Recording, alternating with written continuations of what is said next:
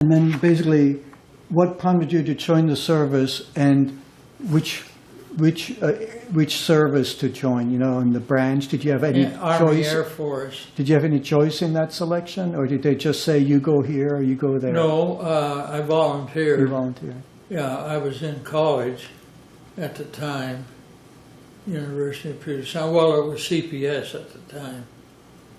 And we were promised to finish the college year, which was a figment of somebody's imagination, because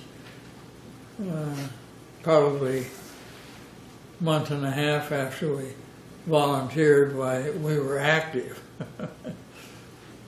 I think the same thing happened to Randy Anderson. Oh yeah, sure. Yeah, it was wishful thinking. And what did you have to go through basic training, or how did you get into, you know, when you go into the air? We went into the Air Force cadet pilot training phase, and then through the various steps of flying, from basic primary training to basic to advanced, and we flew the prescribed aircraft. Or did you start out in something simpler than a P-38 then? Oh yeah. Because there's no training seat in a P-38. No. No. You're on your own. Yeah, we started out in a PT-17, I believe, single engine, double wing outfit that was built by Boeing, I believe originally. And then the BT-13 was built by Consolidated Aircraft. I don't know what the commercial name was at that time. And then my advanced training was in B-25s. And that was an American, yeah. Come on, Ray. What was North American aviation? Real fine aircraft.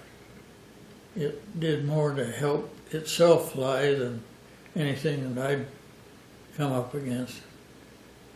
And then we were shipped from there to, or from La Honda, Colorado, where the B-25 training was, down to Oklahoma City for P-38 transition, which was, you got into the back of, behind the pilot.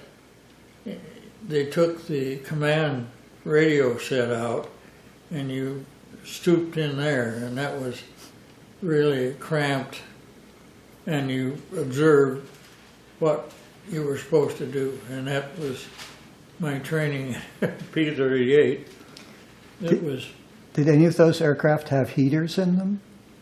Well, they had a takeoff from the exhaust manifold, and it heated an area out of a piece of hose about 2 inches in diameter for your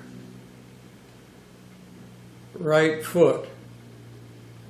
Right, it came in right at your ankle, and so on extended high altitude missions, you manage ordinarily to transfer your feet from one pedal to the other, so you could heat one side and then the other.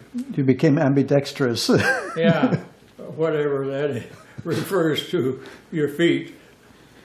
But it was, you know, all part of it.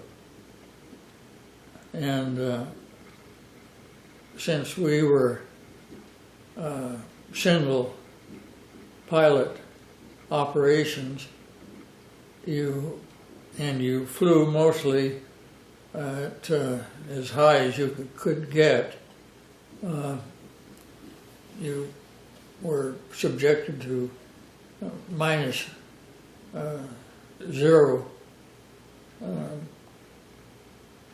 temperatures most of the time. It wasn't uncommon to take off at 85 or 90 degrees, and 25,000 feet up it would be 40 to 50 below. So it was quite a transition. And where did you fly then most of the time? South Pacific. South Pacific. Yeah, we started in the Hawaiian Islands and then went to Johnson, Majuro, and Inuitak, the Saipan group. Let's see, well, I can't recall that group.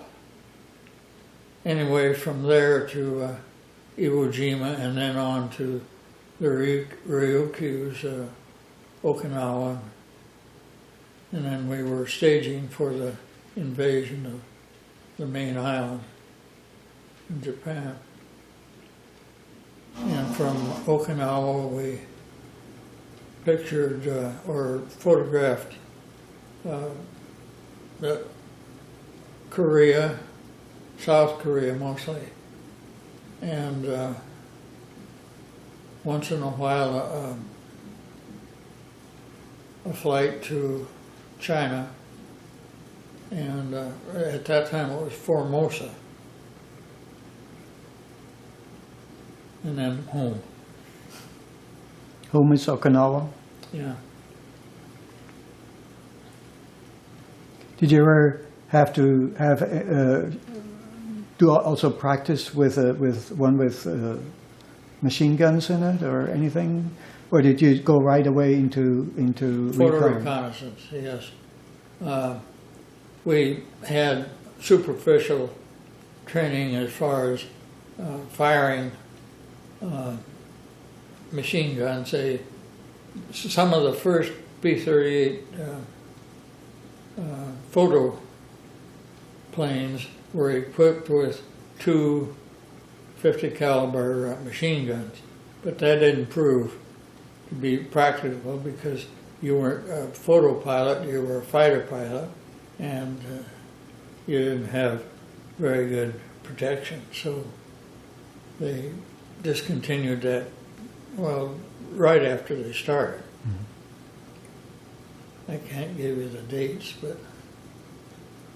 Were there a lot of anxieties flying all by yourself without any way to protect yourself if somebody... Well, the principle was that you flew all by yourself, no other planes, so you didn't arouse suspicion. And since we'd taken all the armament off from the planes, except for the armor plate behind your head in the cockpit, you ordinarily were fast enough so you could run away from anybody else. And it was logical thinking. Could the P-38 go higher than most planes? Yes, at that time. It was kind of a sorry excuse for a high altitude machine because they didn't want to run very good. But you could outclimb and outmaneuver for the most part most anything else that we had in the armament. Did anybody ever go after you? Did you ever have to take any evasive action? Or? Only from flak. And ordinarily, they weren't accurate enough at 25,000 feet to be too much of a warrant. We lost a couple, 3 planes, but by flak, but that was more bum luck than anything else. So how did you evade flak? You didn't do anything? Or? Well, yes, we'd see a burst of flak and count 15, make a maneuver 10, 15 degrees one way or the other, up or down or sideways, And ordinarily, it took them that long to get another reading on you. So it was somewhat nerve-wracking, but it wasn't a spoil the mission type deal. And they never sent any planes after you, so. No, well, they didn't have anything that would go that high at the time. Later on, towards the end, they had, and I've forgotten what they called it, but it was a modified FW-190. It was a German plane, and it would go high, and it was fast enough too. But the war was practically over, so I didn't see any. What were some of the more memorable events while you were doing your flying? I guess taking a picture of Nagasaki, or Well, that was the biggest event? yes, that was my only claim to any outstanding appearance. We had a number, well, because we were a photo outfit, we knew 90 days to 6 months ahead of time of where the war was going. That is, from one island to the next to the next. And we knew in, probably March or April that they were going to invade the homeland, because we started taking pictures of the southern Japanese islands. And of course, one of those was Okinawa itself, and that was quite an invasion. Mostly Marines and the Army. But it was a pre-runner, or preparation for the invasion itself. They were stockpiling and bringing in more troops all the time. So it was just a matter of time. Are there any memorable service members or bosses that you can remember, or that you thought, wow, that's an interesting person or a guy, or when you were there? Well, Jimmy Doolittle came in, and he and Charles Lindbergh came in at the same time, and they borrowed a couple of our 38s and had a dogfight over the island, which was hard on the machinery, but it was quite spectacular. They used an awful lot of gasoline and all but all the oil that the Allisons, ordinarily took, which was 15, 18 gallons. And they managed to use practically all of it in a matter of 35, 40 minutes. So that was spectacular. I managed to get pleasantly inebriated with General Doolittle. He was a colonel at the time. Good guy, hell of a pilot.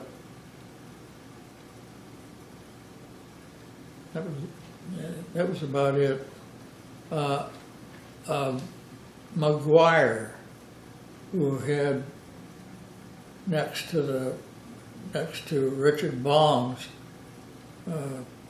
total of kills. I think he had 27 or something like that, McGuire. He's on one of the videos I have here. Oh yeah, well I have a picture of him, and he's on one of the videos. Yeah. Colonel Mack, they call him. What was it? Colonel, he was then, when, Yeah, Colonel Mack. I guess. This doesn't work Well, too good I think anymore. you'll find it interesting to, maybe you know some of these. This one guy said he was a recon pilot that flew over Hiroshima after Hiroshima Ah, from Okinawa. okay. So maybe you know. Probably I would know him because there was one other outfit, the 29th Photo Recon, there at the time. And when we were up, there were only supposed to be the B-29 from Guam and the assigned P-38 reconnaissance pilot and going in my ship. There were supposed to be only 3 in the air at that day. So, but I don't know the other fellow's name. Well, it'd be interesting if you saw that. Now, when you were there, were you still single at the time? Oh, yeah. Yeah. Yeah. I didn't get married until probably an hour after I got back. No, it wasn't quite that fast. So, what your plane thing that we've talked about that before, but maybe you can say what you did when you took this picture there, how it came about, how you were notified. And Well, we didn't know what we were going to assign to. We knew nothing about it for a week or 10 days afterwards. The little picture that I took with the gun camera was sent to me after the war was over. And I couldn't even tell you who sent it to me now. I could probably look it up. But on that day, somebody said, Well, it just, I know what the other pilot in the other aircraft, and I thought that somebody had dropped a bomb and hit a bomb dump because it was such a hell of an explosion. But we didn't know anything about atomic bombs or anything about that. but in the briefing, somehow you and the other guy must have been told to go a certain place. Oh yeah, we were assigned to take pictures of